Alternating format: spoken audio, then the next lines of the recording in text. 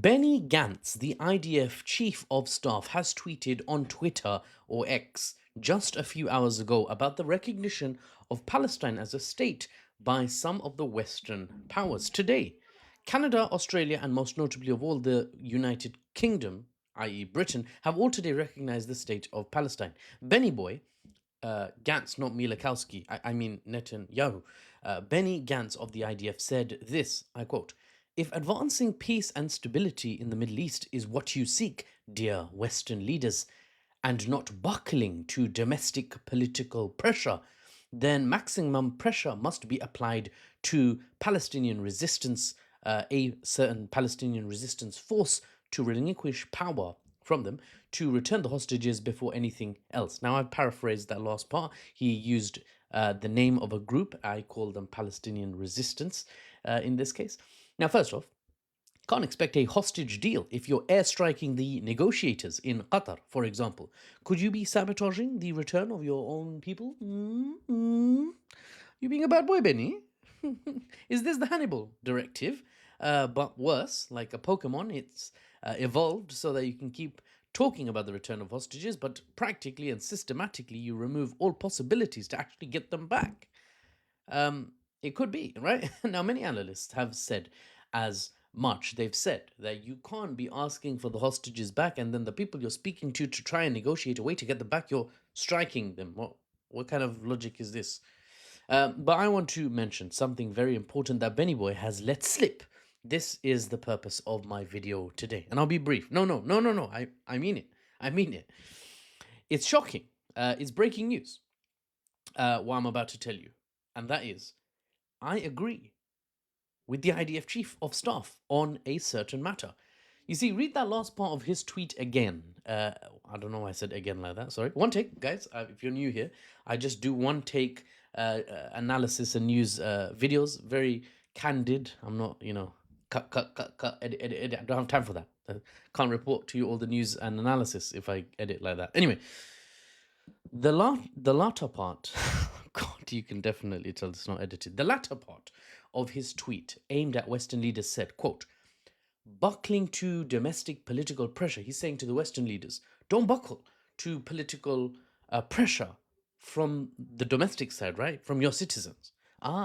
So even the Israeli officials are aware that the UK, France, Canada, Australia, the administrations don't give a flying cup of tea. They don't give a single kangaroo. They don't give a single jug of, I don't know, maple syrup. Do they come in jugs? They don't care about Palestine at the administration level. They care about their administration and to some extent their citizens and the country they run. They want prosperity, they want success, they want strength for their country. Now, this is not me being anti-West. All administrations are like this. They don't give much of a damn about anyone other than themselves first, right? And a key component of geopolitics is to understand that administrations are under pressure from many stakeholders. If you understand this, and I'm elaborating briefly. Yes, briefly. Mahfouz, you're not brief ever. But please, hang on, give me a chance. Administrations are under pressure from various stakeholders. The citizen sentiment in these countries, in these Western countries, is one of those pressure providers, right? And citizens are obviously not a monolith. There's not one fat group always acting in one direction.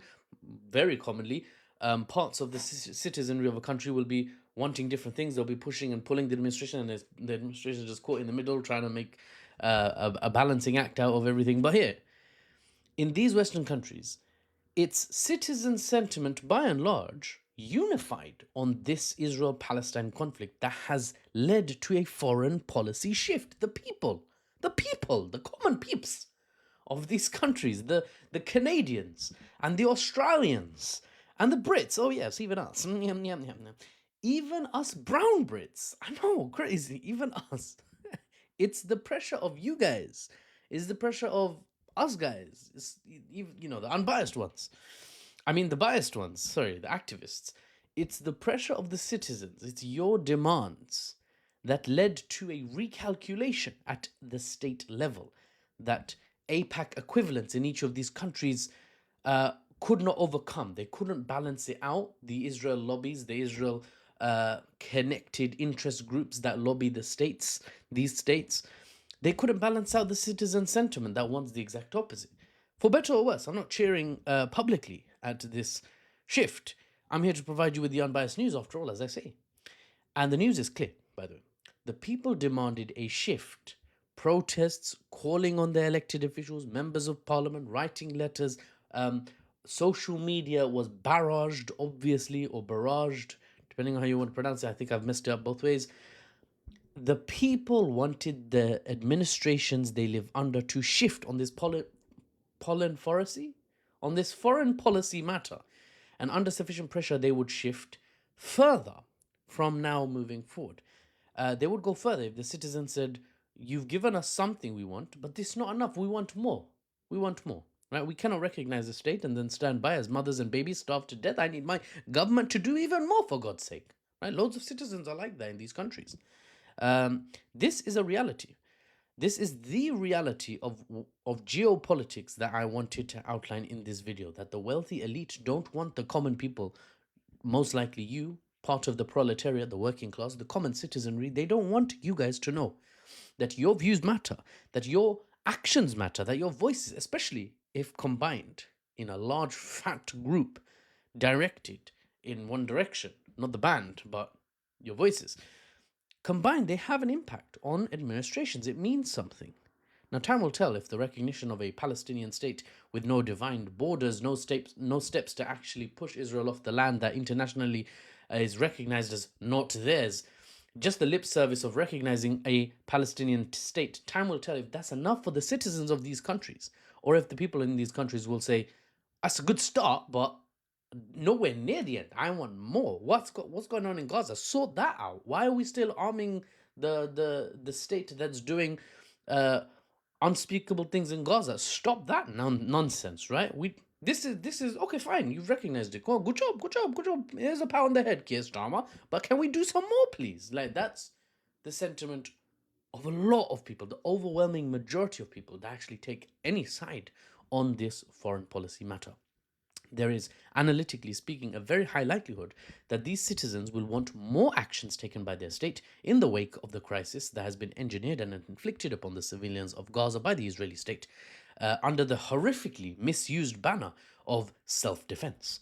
Most people on earth would not accept, after all, that self-defense is the slaughter of 10,000 children, with some of the most sophisticated military equipment on earth. If that's self-defense, you will find the vast majority of people will say, you do not have a right to defend yourself, if that's what it means. For the unbiased news and analysis without the Western spin, I'm Mahfouz, and I'll see you on the next one. And for history, I've opened up a new page. Oh snap, I've opened up a page called NewsBaba.history. If you look it up on TikTok, I'll be placing long-form history videos on there. If anyone's looking for a more relaxed podcast style, easygoing, obviously history without the Western spin. Otherwise, for more compressed videos, and by compressed I mean 10 minutes, sorry, I'll still be here on my main channel. I'll see you on the next one. And if you're watching this video on any channel that has under 300,000 followers, you're watching, congratulations, on a fake account. Please find me my real account. It's now NewsBaba. That's it. That's apparently my name now. It is what it is, guys. I'll see you on the next one.